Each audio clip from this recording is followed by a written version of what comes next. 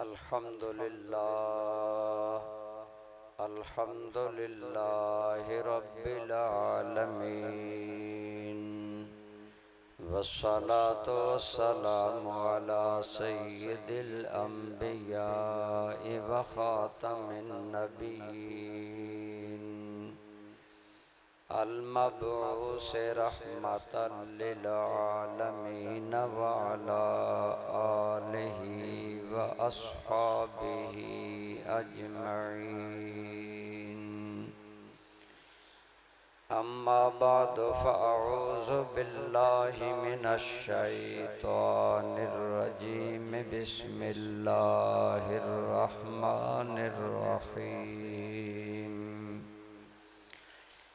फ़न्किहू मा ताब लकुम मिनन निसाइ मस्ना व सुलासा व रुबा फ़इन ख़िफ़्तुम अल्ला तादिलू फ़वाहिदा। सदक़ल्लाहु मौलानल अज़ीम। सदक़ा व बल्लगना रसूलुहुन नबियुल उम्मियुल अमीनुल करीम।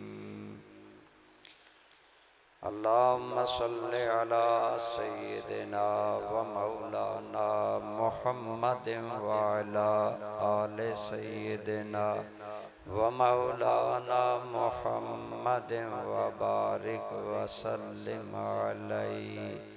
अस्सलातु वस्सलामु अलैका या सय्यदी या रसूलल्लाह व अला आलिका व अस्हाबिका या हबीबल्लाह।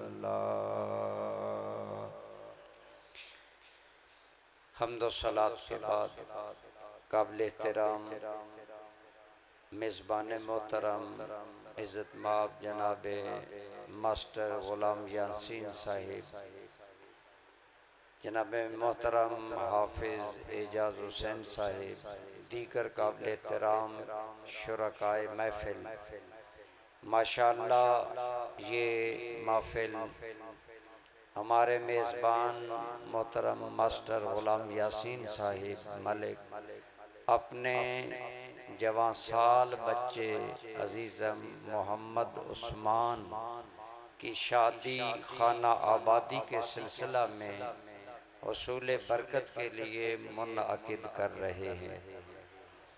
बरदरान इस्लाम, आप और मैं मुसलमान हैं और इस्लाम में पूरी ज़िंदगी की रहनुमाई मौजूद है।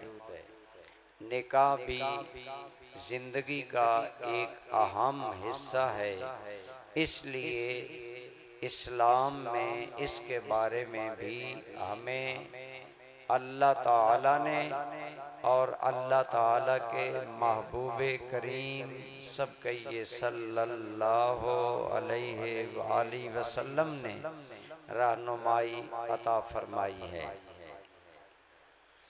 निकाह ऐसी इबादत है जो हज़रत आदम अलैहिस्सलाम से लेकर आज तक इंसानी नस्ल में जारी व सारी है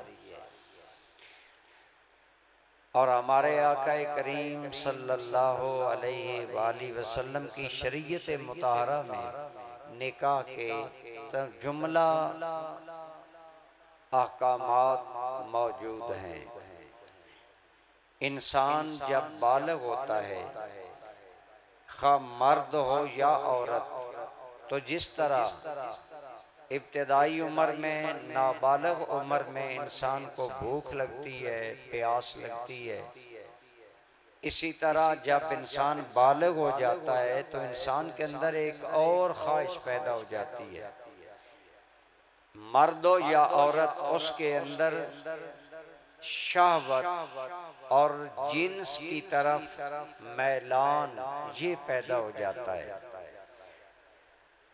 तो पूरा इस्लाम का ज़ाब्ता ये है कि जो काम हम अल्लाह रसूल की इताअत में करेंगे वो इबादत होगा और जो काम हम अल्लाह रसूल की इताअत में नहीं करेंगे, नाफरमानी करेंगे, वो बगावत शुमार होगा।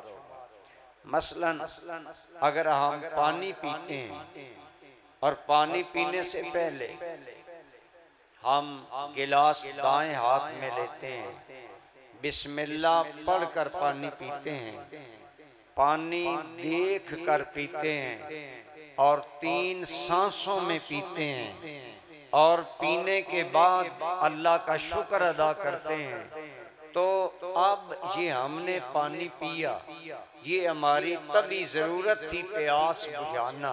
हमें प्यास लगी, हमने पानी पीना था, हमने पानी पिया।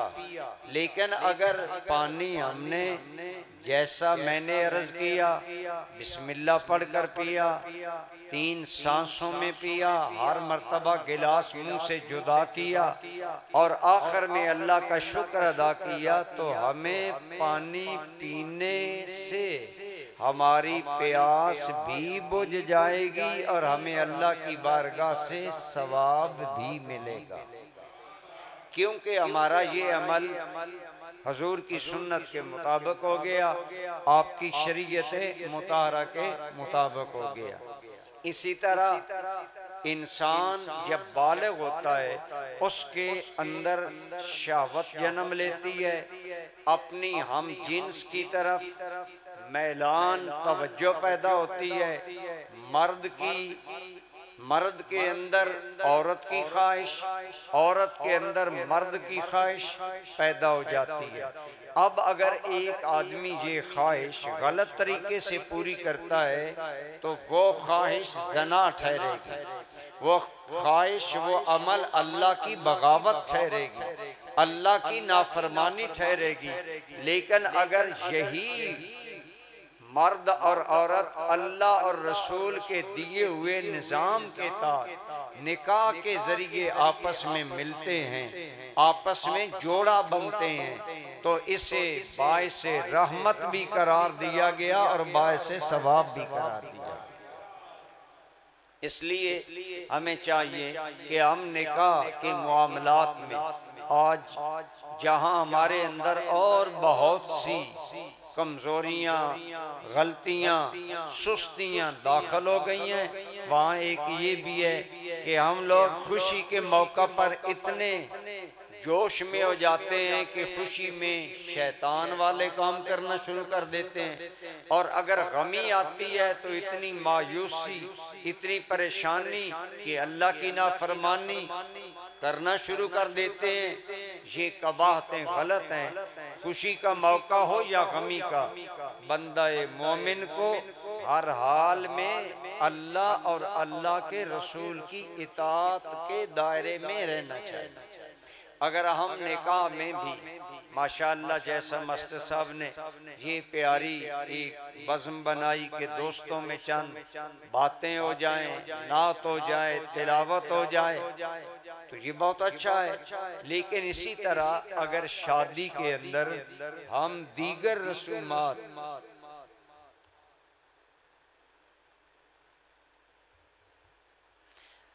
दीगर गैर शरई रसूमात हम न करें, जैसा आतिशबाजी बेपनाह लोग करते हैं, इसी तरह फजूल खर्ची करते हैं और बहुत सी कबाहतें। वहाँ अगर हम शरई तरीके इख्तियार करें, निकाह मस्जिद में हो, निकाह के अंदर कोई गैर शरई हरकत ना हो, तो ये निकाह हमारे लिए सवाब बन जाएगा। मेरे और आपके करीम आका आपने इरशाद फरमाया, अन निकाह मिन सुन्नती फमन रग़िबा अन सुन्नती फलैस मिन्नी। एक और मकाम पर फरमाया, तज़व्वजू व अना अतज़व्वजू, ऐ लोगो निकाह किया करो, मैंने भी निकाह किए, मैंने भी शादी की। तो मैं अर्ज कर रहा हूँ, इंसान बालग होने के बाद इस बात का तभी तौर पर जरूरतमंद होता है कि उसे जोड़ा मिले, उसे बीवी मिले, और ये अल्लाह की नेमत है कि अल्लाह ने हमें ये निकाह हमारे लिए अल्लाह ताला ने रवा, जायज और मशरू रखा। लिहाजा इसलिए ये अल्लाह ताला की नेमत है, हजूर की सुन्नत है। अदा करने से अल्लाह की बरकतें शामिल होती हैं। इससे बंदे को आगे नेक औलाद नसीब होती है। शादी के बाद मियाँ बीवी एक रिश्ते में आ जाते हैं। आज जो बात सबसे ज्यादा काबिल गौर है वो ये है कि इज़्दिवाजी जिंदगी में निभा होना चाहिए। आज शुमी किस्मत, हम दीन से ज्यादा आगाह नहीं। मोबाइल इंटरनेट के इस्तेमाल ने हमें जज्बाती कर दिया। आज का अमूमन जवान बच्चा जज्बात का शिकार होता है। बच्ची भी दीन से इतनी बाखबर नहीं होती। हमें चाहिए हम औलादों को दीन की तालीम दें। उन्हें पता चले कि जिस तरह हम गाड़ी खरीदते हैं और गाड़ी ड्राइविंग करने से पहले हम ड्राइविंग के उसूल सीखते हैं, हमें चाहिए हम शादी के बारे में भी इस्लामी आकाम का पहले इल्म हासिल करें। हम इस्लामी किताबें पढ़ें, हम उलमा की सोबत में बैठें, हम उनसे पूछें मियाँ बनने के बाद मियाँ के क्या फराइज हैं, क्या हुकूक हैं, औरत के क्या फराइज हैं, क्या हुकूक हैं। इस्लाम ने हर मरहले पर हमें रहनुमाई दी। इस्लाम ने इस जोड़े में मर्द को हाकिम बनाया। अर्रिजालो कव्वामूना अलन निसा बिमा फद्दलल्लाहु बअदहुम अला बाद। कुरान फरमाता है मर्द हाकिम है, औरत महकूम है। गोया इस्लाम ने ये तो बता दिया।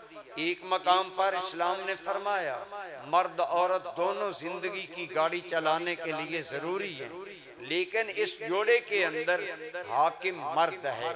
बरतरी मर्द को हासिल है, सरपरस्ती मर्द को हासिल है। लिहाजा औरत को चाहिए कि वो उसके साथ जिंदगी इस तरह गुजारे जिस तरह एक महकूम एक माताहत गुजारता है। लेकिन इस्लाम ने इस हाकमियत की वजह से मर्द को चंद हक दिए हैं, लेकिन इसका ये मतलब नहीं कि मर्द औरत पर जुल्म करे, बल्कि इस्लाम ने औरत को बताया। मेरे और आपके करीम आका सल्लल्लाहु अलैहि वसल्लम ने बताया।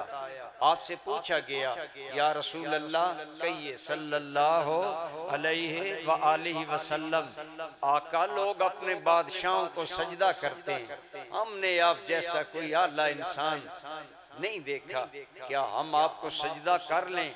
तो मेरे और आपके करीम आका सल्लल्लाहु अलैहि वाली वसल्लम ने फरमाया, ऐ लोगो अल्लाह के बगैर सजदा किसी के लिए जायज नहीं।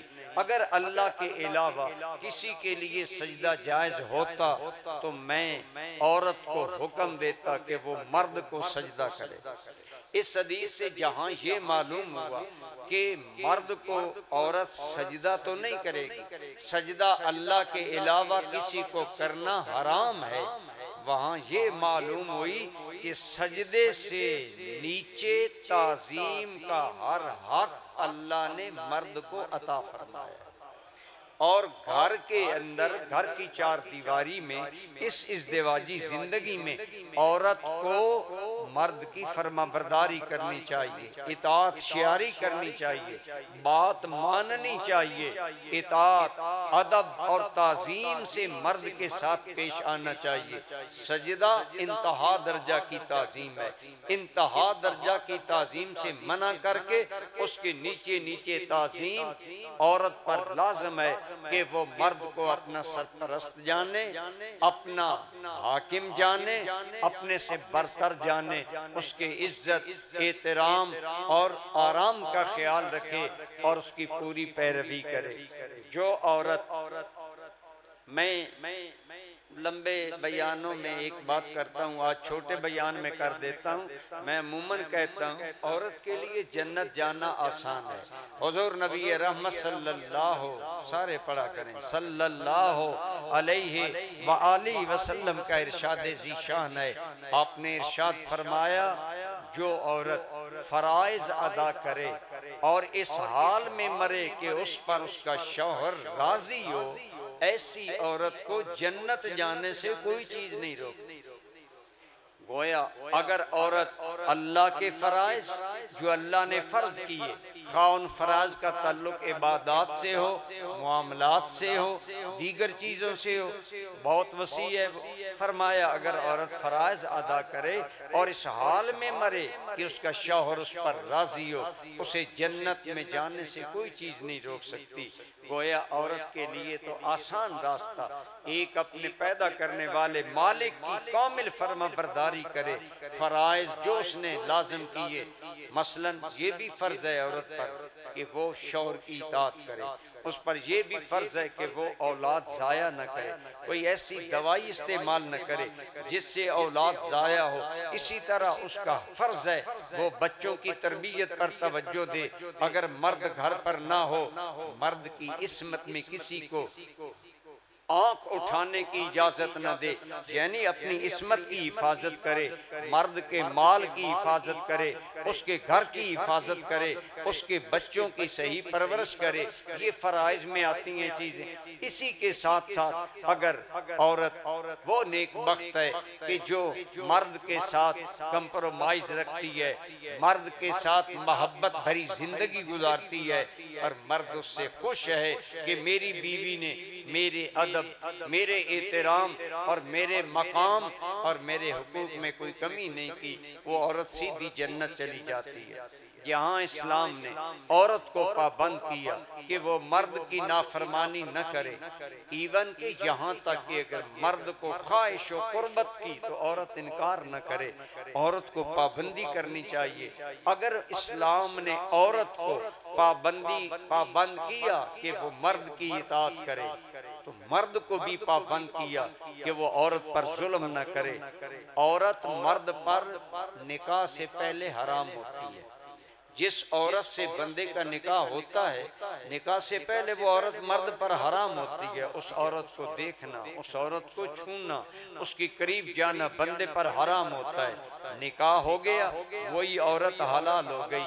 हजूर नबी करीम सल्लल्लाहु अलैहि वसल्लम ने बड़े हसीन अंदाज में औरत का हक जताया, फरमाया औरतों पर जुल्म न करो, ये तुम पर अल्लाह के नाम की वजह से हलाल हुई है।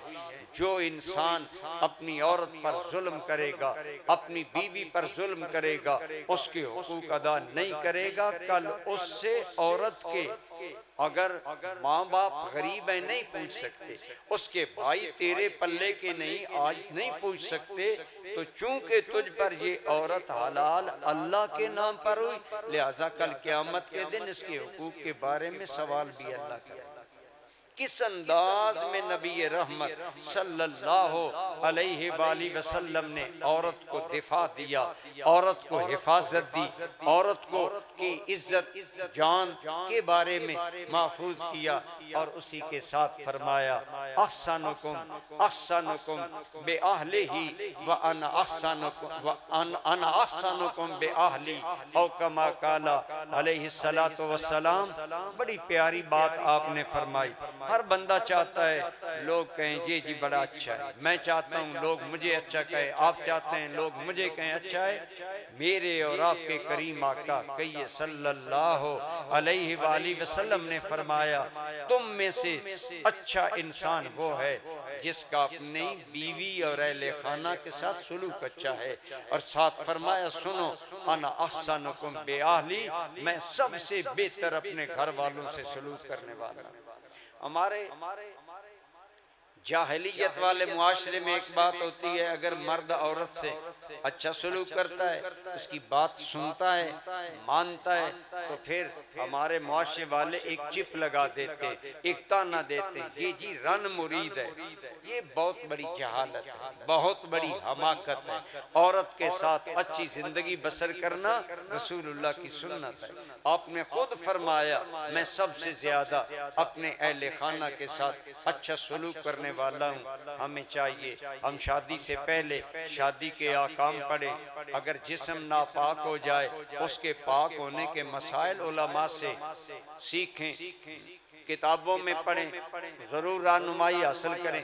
इसी तरह इस दिवाजी ज़िंदगी के सारे नशेब व फराज हमें सामने रखने चाहिए। दुआ है अल्लाह ताला मोहतरम मास्टर साहब के इस बच्चे मोहम्मद उस्मान की इस शादी को बायस खैर बरकत बनाए। हम जब किसी की शादी होती है हम उसे मुबारक देते हैं, हम कहते हैं मुबारक हो। ये मुबारक देना सुन्नत है। हजूर सल्लल्लाहु अलैहि वसल्लम ने इसके लिए हमें कलिमात इरशाद फरमाए। हम एडवांस उस्मान साहब को मैं पढ़ता हूँ, आप मेरे साथ पढ़कर हम उस्मान साहब को मुबारक देते हैं। मास्टर साहब उनके घराने को दुआ क्या है, मेरे साथ आप भी पढ़ें। बारकल्लाहु लकुम व बारकल्लाहु अलैकुम। इसका माना वही है जो हम कहते हैं तुम्हें बरकत हो। इसका माना है अल्लाह तुम्हारे लिए बरकत फरमाए और तुम पर बरकत फरमाए। ज़ाहिरन बातनन अल्लाह इनके इस फैसले को, इस मौका को बरकत वाला बनाए। अल्लाह ताला मोहतरम मास्टर साहब को सेहत, आफियत, ईमान वाली दराज उम्र अता फरमाए। इनका साया अपने बच्चों पर कायम रहे। अल्लाह आपका मेरा हामी और नासिर हो। अल्लाह हमें पूरे मामलात ज़िंदगी में अपनी इताअत की तौफीक अता फरमाए। वमा अलैया इल्लल बलागुल मुबीन।